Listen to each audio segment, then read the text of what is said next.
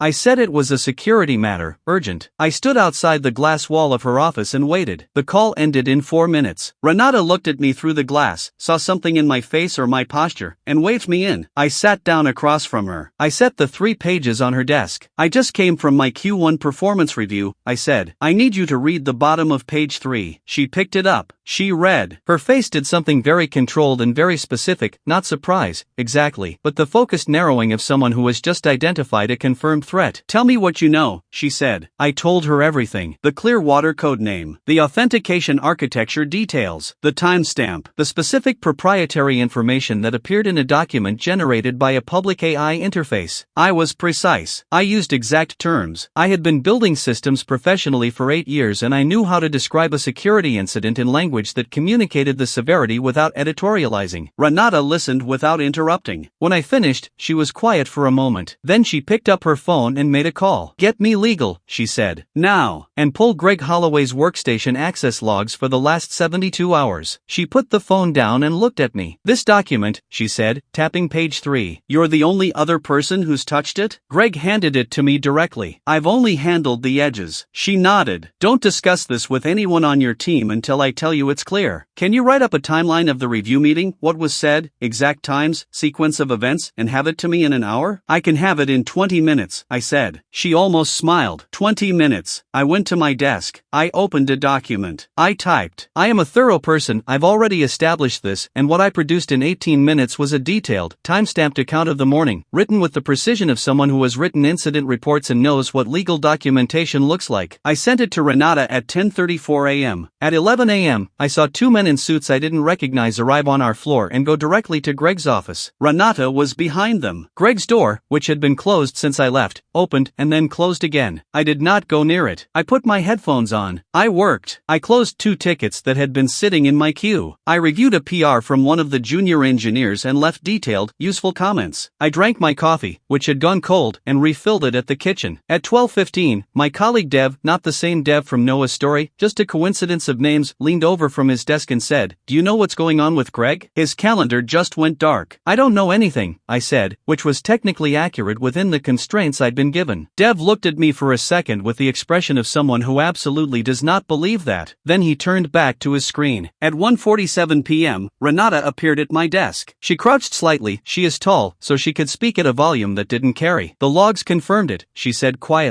"He accessed the internal design documentation for the authentication service at 10:15 last night. Clearwater's implementation folder at 10:50. Open ChatGPT in a browser on his work laptop at 11:30. She paused. "Work laptop. On company Wi-Fi. All of it logged." "He did it on his work laptop," I said. "On company Wi-Fi," she repeated. "There is no ambiguity about the breach. Legal has the document. The NDA violation is being assessed, but preliminary review says it's clear-cut." She stood. "Security will escort him out at 2. HR will be in touch with you separately." "Okay," I said. "John." She looked at me with an expression that was not quite warm but was something adjacent to it, the look of a professional acknowledging another professional. "You did exactly the right thing." "Exactly." I nodded. She walked away. At 2:03 p.m., Greg walked out of his office carrying a small cardboard box. He was flanked by 2 security personnel, not aggressively, no one had him by the arm, but their presence and their positioning were unambiguous. The floor noticed. These things are impossible to make invisible no matter how carefully they're managed. Greg passed my desk on the way to the elevator. He slowed. He looked at me. I looked back at him. He didn't say anything. Neither did I. There was nothing to say that the morning hadn't already said more clearly than either of us could manage in a hallway. The elevator doors opened. He walked in. The doors closed. The floor was very quiet for about 4 seconds. Then someone's Slack notification went off and the ordinary noise of a workday resumed around the extraordinary thing that had just happened inside it. At 4:30 p.m., I was called into a meeting with Renata, the VP of Engineering, and an HR director I had not previously met. I walked in with my folder, I always have the folder, and I sat down. The VP of Engineering is a man named Clifford who I respect enormously and have had limited interaction with, our org structure having previously placed Greg as the layer between us. He looked at me across the table with the direct, evaluative expression of someone forming a conclusion. "We're going to need interim leadership for Greg's team while we conduct the formal search process," Clifford said. "Given your technical record and your conduct today, we'd like to offer you the interim manager role, effective immediately, with a compensation adjustment." I looked at him. I looked at Renata, who was looking at her notepad with a carefully neutral expression. "What's the adjustment?" I said, because I am thorough and I read everything. Clifford named a number. It was more than the 10% I had walked into that morning hoping for. "The formal process will take 6 to 8 weeks, he said. "If it goes the way I expect it to go, the interim becomes permanent. I'd like the compensation adjustment in writing before I formally accept," I said. Clifford looked at me for a moment. Then he said, "Renata, can you make sure that gets drafted before end of day?" "Already open on my laptop," Renata said. I signed the interim agreement at 5:15 p.m. I walked out of the building at 5:30. I sat in my car in the parking garage and I looked at my hands on the steering wheel for a while. I thought about Greg at 11:47 p.m. on a Sunday, sitting in his kitchen or his home office or wherever he does the work he doesn't do at the office, typing a prompt into a chatbot asking it to build a case for denying my raise. I thought about him pasting in the Clearwater folder, the design docs, the proprietary architecture details, not maliciously, probably, just carelessly, with the specific carelessness of a man who has never had to think carefully because the consequences have always landed on someone else. I thought about the font, 2 points smaller than the rest of the text, easy to miss. I am the kind of person who reads everything. I called my mother. I told her I'd had an interesting day. She asked what happened. I said, I went in for a performance review and I came out with a promotion. She said, "That's my boy." I laughed for the first time all day. Then I drove home. I ordered food. I started writing this up because the whole thing feels like something that should exist on paper, documented, precise, timestamped. Tomorrow I'll sit in a different office. I'll have a different email signature. I'll have access to systems I didn't have access to this morning. And somewhere tonight, Greg is sitting with the specific weight of a man who tried to use a shortcut and handed the person he was trying to shortchange a document that contained its own confession. So here is what I want to know, genuinely, from everyone reading this. Was I wrong to go straight to the CISO without giving Greg a chance to explain? Or did a man who fed trade secrets into a public chatbot to generate fake reasons to deny someone's raise, did he get exactly the outcome that his own Sunday night choices had already written for him? Because I read everything. I always read everything. And sometimes, the most important sentence is the one in the smallest font, at the bottom of the very last page.